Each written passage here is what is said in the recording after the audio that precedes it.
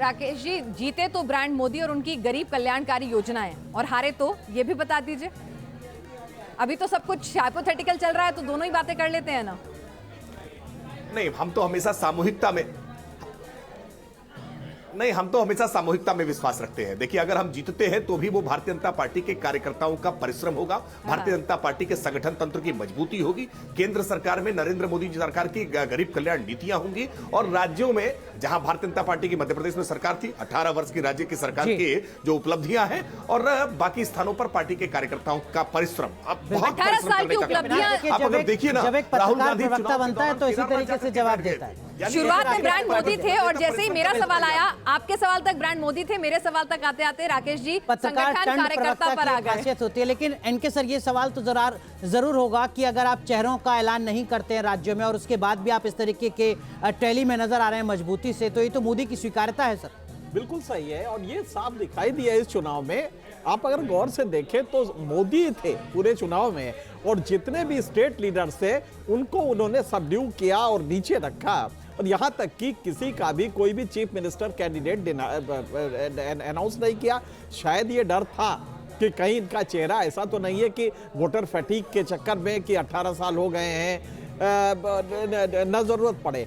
तो लेकिन एक चीज आप देखिए इस ट्रेंड में कि सबसे ज्यादा अदर्स अगर कहीं है तो वो राजस्थान में है, अदर्स बाकी में नहीं है जी। तो इसका मतलब है कि जो इस तरह के रिबेल थे या जो इंट्रा पार्टी जो लड़ाई थी, वो यहाँ पे राजस्थान में ज्यादा वोकल थी, और उसने वोटर्स को प्रभावित किया है। बाकी जगह मध्य प्रदेश में देखिए, छत्तीसगढ़ में देखिए, तो 2 या 3 नजर आ रहे हैं, लेकिन यहाँ पे 6 से ज्यादा नजर आ रहे हैं, और लगातार नजर आ रहे हैं। मनोज जी, इसी बात को हम अगर आगे बढ़ाएं राजस्थान के लिए, कि जो वेरिएबल्स थे कहीं ना कहीं दोनों ही पार्टियों के लिए यहाँ पर कॉमन थे। अगर वहां पर वसुंधरा राजे और दूसरे बागी गुट तैयार हो रहे थे, तो यहाँ पर सचिन पायलट परेशानी खड़ी कर रहे थे। बागी वहां भी थे, बागी यहाँ भी थे, तो ये इसीलिए राजस्थान में हम एक क्लोज फाइट और क्लोज कंटेस्ट देख भी रहे हैं।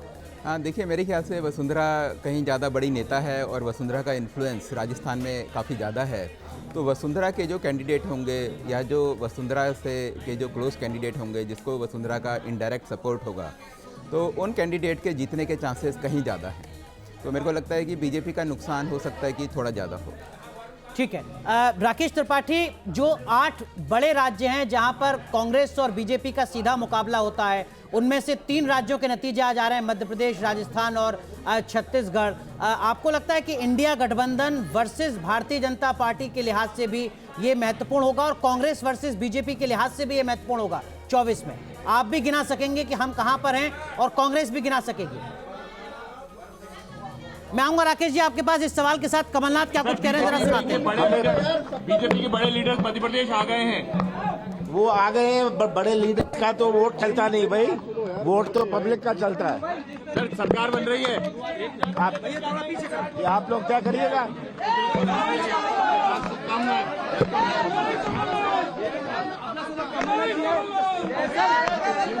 बहुत पॉजिटिव रिजल्ट, बहुत पॉजिटिव रिजल्ट आ रहे हैं, क्या उम्मीद रखते हैं सर?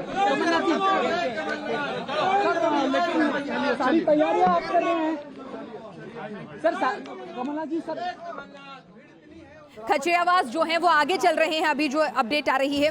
वहीं आपको बता दें, बीकानेर खाजूवाला से कांग्रेस के गोविंद राम मेघवाल, नोखा से कांग्रेस के सुशीला रामेश्वर हुडी आगे चल रहे हैं। तो इस वक्त ये अपडेट आ रही है। और अब भोपाल की बात करते हैं, तो भोपाल में आपको बता दें कि 8:20 के आसपास जो है वो ईवीएम की गिनती जो है वो शुरू हो गई थी। 8:20 8:30 का वक्त था, तो 40 मिनट उसको भी हो गए हैं, 40-45 मिनट। तो बीजेपी ने वहां पर एक एज बना रखी है। कमलनाथ भी अभी बच रहे हो कुछ भी कहने से, भले ही पोस्टर उनके समर्थकों ने लगा दिए हों, वो अभी इंतजार करना वॉर रूम चाहते की हैं। तस्वीर आपको दिखा रहे हैं, ये मध्य प्रदेश का भारतीय जनता पार्टी का मुख्यालय है, और देखिए किस तरीके से जो तमाम दिग्गज नेता हैं वो यहाँ पर वॉर रूम में डटे हुए हैं। एक एक विधानसभा सीट के क्या कुछ रुझान हैं, टेलीविजन स्क्रीन पर क्या कुछ आंकड़े सामने आ रहे हैं, और उसके हिसाब से आगे की रणनीति क्या होगी, इसको लेकर मंथन शुरू हो चुका है।